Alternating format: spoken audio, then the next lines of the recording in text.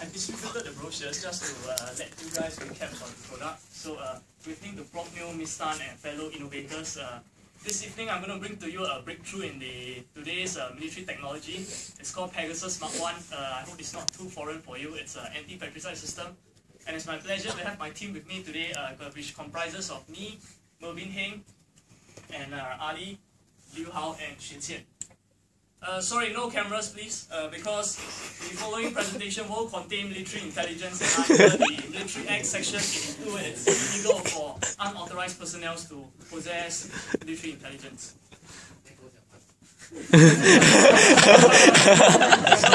Content for today, I will just briefly go through the introduction in case you guys forgot. Mervin Heng will talk about need statement, how we derive it. Then Muhammad Ali will talk about the concepts we generated. Concept testing will be covered by Liu Hao, and the last part, Xin Qian lastly will talk about the final specs, and we will end off the presentation with a bang with a storyboard. And trust me, you don't want to miss the storyboard because this is exclusively for Group U4. So before you start counting your blessings, let me give you a very brief introduction on Pegasus. Pegasus was established, the team and Pegasus was established on Project 1, which was on 11 September 2012. So very meaningful date on the 11th anniversary of 911 incident. So this highlights the importance of the military in today's nation's security. It is an anti-patricide system using the RFID technology to identify your friends. It's similar to mouse, just that mouse uses laser transmission, and it's only good for peacetime training while we use RFID. So without further ado, I will pass on to Mervin to talk about survey results. Okay, thank you, YK. So actually for our survey, right, we stationed outside 3 major SCF camps, namely OCS, the Officer Cadet School, SCS, the Specialist Cadet School, as well as Maju Camp because it's near to NUS. Okay, so that we have a mixture of NSF, regulars, and NS-men. So for ladies and international students who don't know these 3 terms, NSFs are those who are serving their 2-year mandatory military service. Regulars are those who don't know how many years they still have to serve, as well as how many years they still have to serve. A total of 100 personnel from the 3 camps. And because, as my friend Whiten has mentioned, due to time and security constraints, MINDEF as well as D-Star did not allow us to conduct any interviews. So next we'll show our results analyzed in the next statements. But before that, we have our survey questions, just a taste of it. Firstly, because patricide is quite a foreign term to some of them. So we asked them whether have they come across the term patricide, or in other words, friendly fire. And how severe do you think patricide is in today's modern warfare? Because how serious patricide is will demonstrate how important our product will make in reducing casualties in the armed forces. And also how important is it for it to be easily installed, because the guys will know you don't like heavy weights during training, and how portable it is. And lastly, would they feel proud using such a device, as you know, some of you feel very proud serving your country. So yeah. So next will be our customer needs. As you can see here, this is the filtered ones. So you can see the needs numbers jumbled up. So we have already filtered that actually they love Pegasus to be easily installed. The manufacturers want it to meet military standards and to be highly accurate and precise. As for camouflage, because we didn't get to meet with the higher officials, the men didn't really have a strong view about it, as well as cost.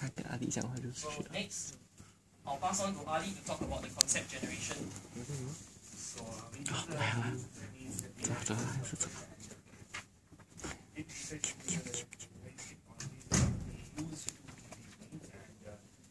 combine them to generate 3 different prototypes, alpha, beta, and gamma, which we then went on to score on the basis of how well they actually choose.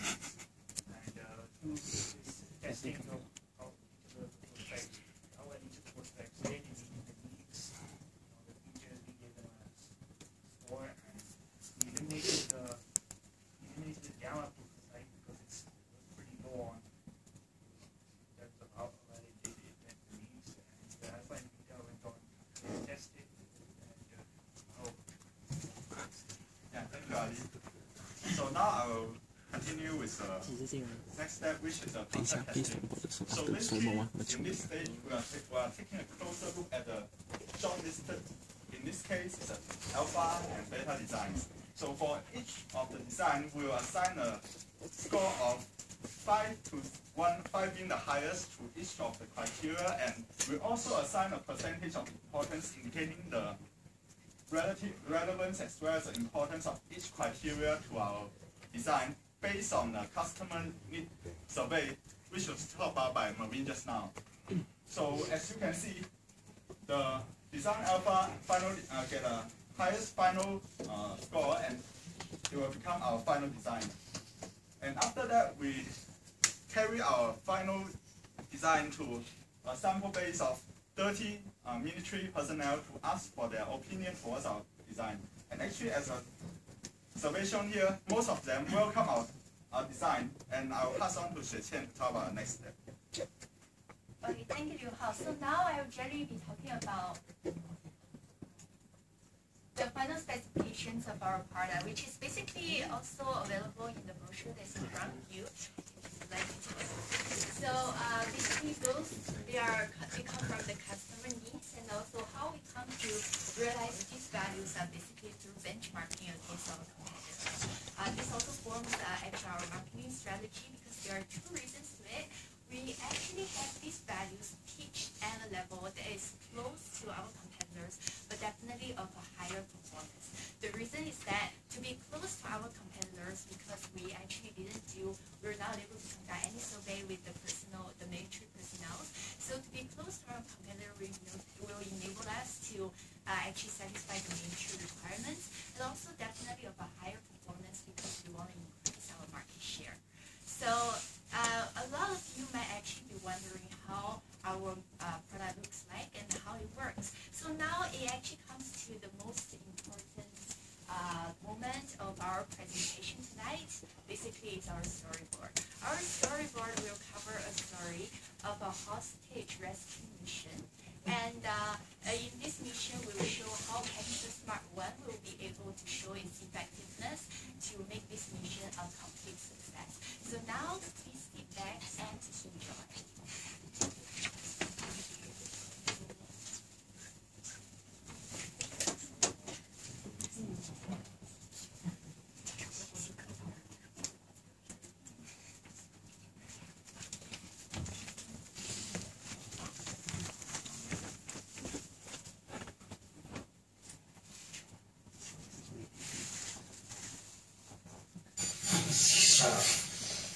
If my conditions are not met by about 2,000 hours today, you won't see this guy again.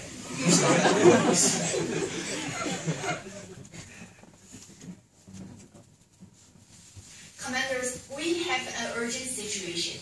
Intel suggests that our hostage is currently being held up at Center Room 12. The operation is codenamed Steelheart. While the first platoon is attacking the north and second platoon is attacking the south, we have two special forces to go and rescue our hostage. Good luck.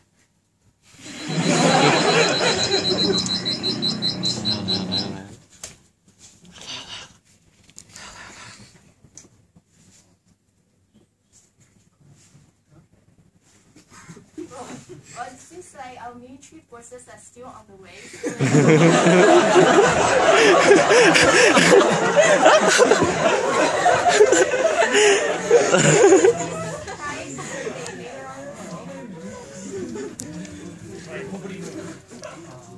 They're still putting on their boots, is it?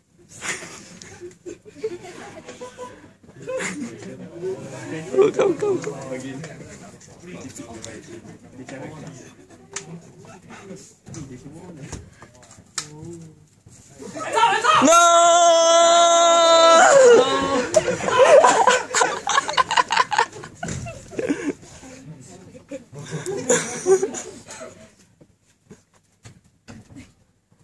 Okay, bro, move here.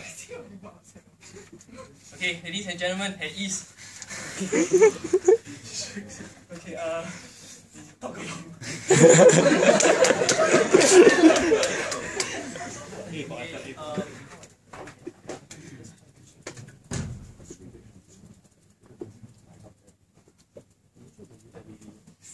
Okay, ladies and gentlemen, so you saw just now, right? Although it's quite short, but I think you all enjoy it from your laughter.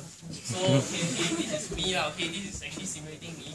So, I'm looking through my scope, okay, so now we'll give you a live view of how Pegasus looks like. So, actually this is YTN, this is me. So what I'm doing is I will look through my scope, and because Ali is at the corner there, and in urban operations actually it's must that we stick close to one another. So if Ali is there, I have to shoot at him. I have my line of fire, okay, will cross YTN before I hit Ali.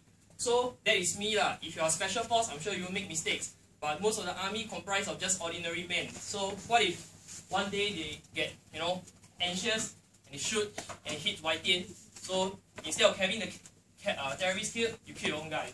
Okay, so let me run through the video. During the video, the cursor here will change from green to red. Okay, but it's actually through my scope. It's not through any laser pointing out. So here goes. Okay, so we are approaching the terrorist. Okay, so you can see it turns red. Then before it fires. See, if I was anxious, I would have fired and you would have hit him. So it turns back to green again. So now we're doing the room scanning and the room clearing. So you can see one more time. So I was scanning the room for any potential threats. And I pass by him. See here, it's going to turn red. Yeah, it turns back green again. Okay, just a bit of lag for the video. Then I'll declare the room is clear because there's no more enemy inside.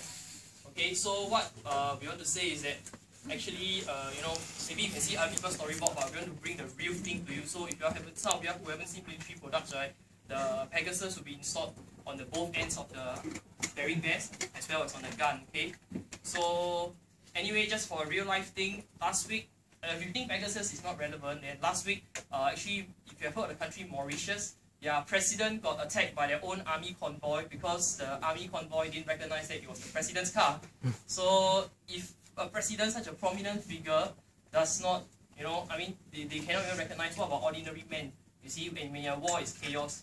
So actually, let me bring to you Pegasus, keeping you safe wherever. Thank you.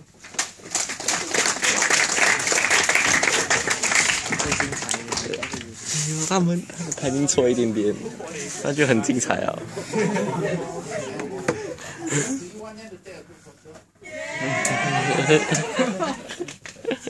Okay, question? Any questions? The first question I want to ask is, why is there no camouflage for the teeth?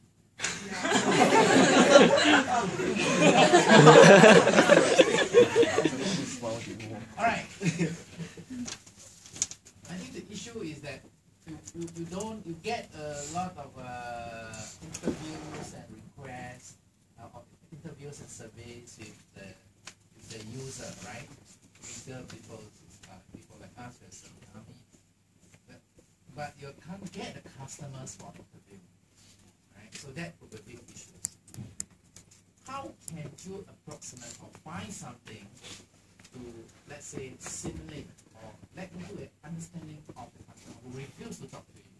Is there any way the customer needs that you can do it?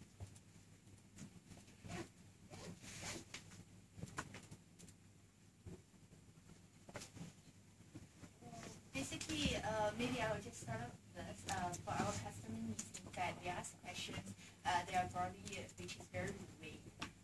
So all of those questions we actually refer for our user side, which basically I think the users, they come from military background, so they might have a lot of the ideas about what the ministry requires, which we also think that coming out from the user's point of view, they might actually come and feedback to the army and all that. So they might actually form sort of market demand on their own.